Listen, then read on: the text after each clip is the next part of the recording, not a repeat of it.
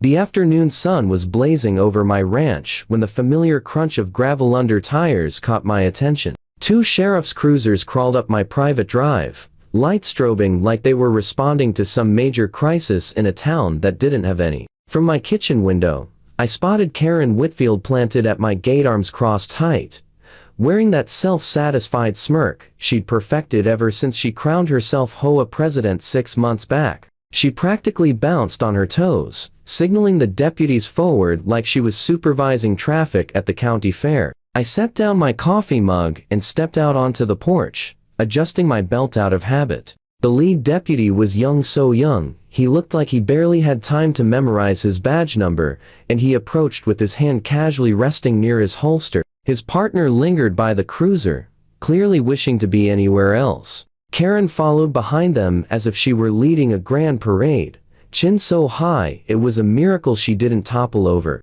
"Sir, we received a report of trespassing and illegal occupation of this property," the rookie announced, forcing his voice to sound stern. I watched Karen's face brighten like Christmas morning. That's when I reached into my back pocket and pulled out my federal credentials. Sunlight flashed across the badge as I flipped it open. U.S. Marshal, retired after 25 years with a clearance level that would make their heads spin. The deputy's expression snapped from firm to horrified in 2 seconds. Karen's triumphant grin melted faster than butter on asphalt. "Marshal Williams," the deputy stuttered, straightening instantly. "Sir, I'm sorry. We were informed you were a squatter.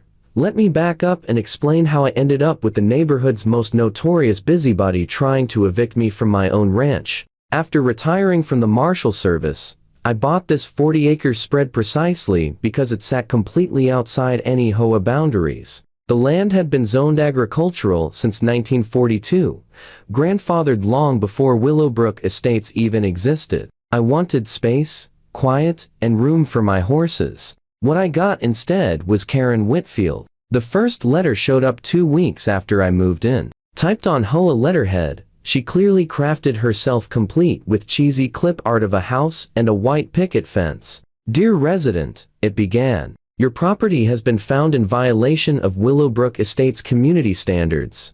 The violations she listed were downright ridiculous. Unapproved fence color, my fence was natural cedar. Excessive outdoor structures, she meant my century-old barn. And the best one, maintaining livestock in a residential neighborhood. I walked over that evening, trying to be polite, letter in hand. She opened the door, dressed in what I could only describe as business casual for someone who didn't actually have a job. "Miss Whitfield," I said calmly, "there must be a misunderstanding. My property isn't part of your HOA." She looked at me like I just explained gravity incorrectly. "All properties in this area fall under our governance," she said in a tone people use when speaking to toddlers. "We enforce standards for the entire community.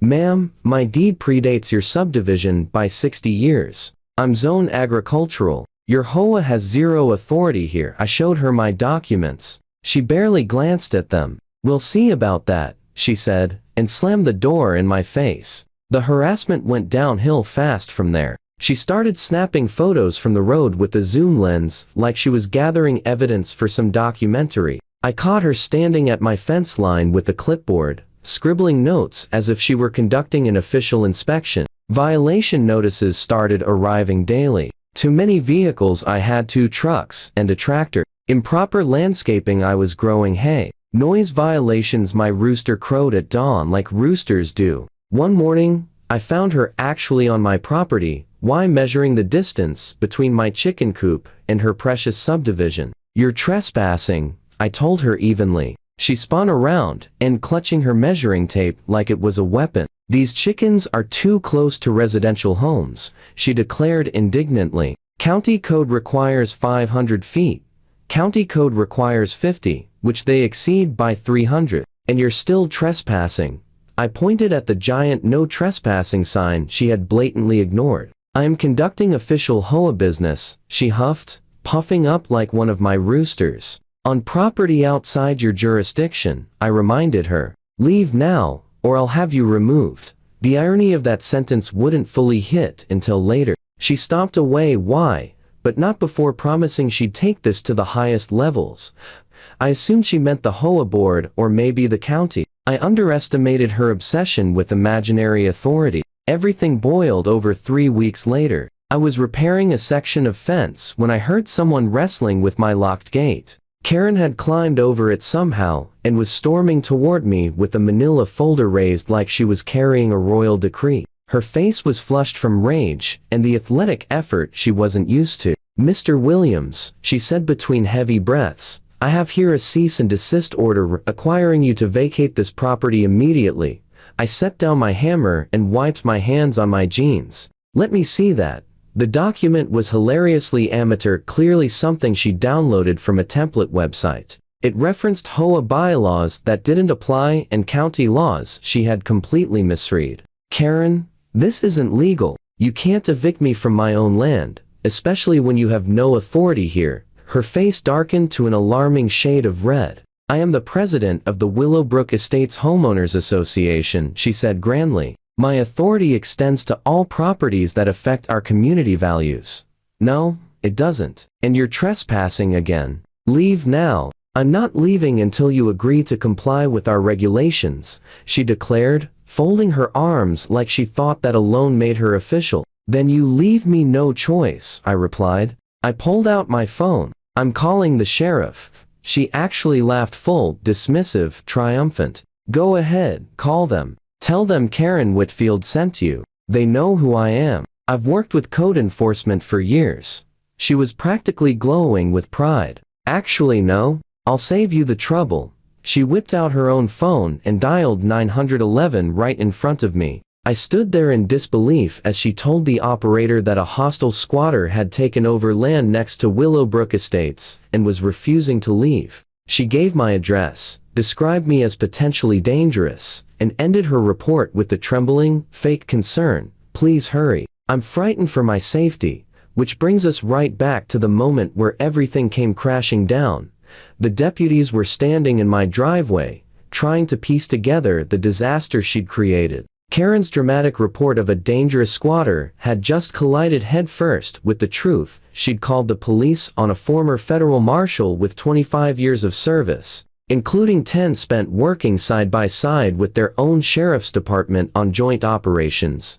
"Marshal Williams," the senior deputy said respectfully as he approached, stepping out from the second cruiser. "I apologize for the confusion." He turned to Karen. "Miss Whitfield, you reported a trespasser, but it appears you are the one on private property without permission. Check your records," Karen demanded, her voice cracking with desperation. "This land belongs to the HOA expansion project." I pulled up the files on my phone, property deed, survey maps, zoning documents laying everything out clearly. "And for the record," I added, "Miss Whitfield has repeatedly trespassed on my land despite written and verbal warnings to stop." The deputies exchanged looks. The senior turned back to her. "Ma'am, did you climb over a locked gate to enter this property?" "I have authority here," she insisted, but the conviction was draining from her voice. "No, ma'am, you don't. And filing a false police report is a misdemeanor. Calling someone a dangerous squatter when you know they're the legal owner, that's a serious offense." Karen opened and closed her mouth helplessly, like a fish gasping for air. "But the HOA rules clearly state, the HOA rules don't apply to property outside the HOA," the deputy cut in. He turned to me. "Marshal Williams, would you like to press trespassing charges?" I hesitated. For a moment, I considered letting it go, being the bigger man. But then I remembered the letters. The harassment, the stalking, the endless attempts to push me off my own land. "Yes," I said. "I would. And I'll be filing for a restraining order." The senior deputy nodded and faced Karen. "Ma'am, turn around and place your hands behind your back." "You cannot be serious," she sputtered. "I'm the HOA president. I know the sheriff personally, the same sheriff who worked with Marshal Williams for a decade." The deputy asked calmly, "Ma'am, hands behind your back."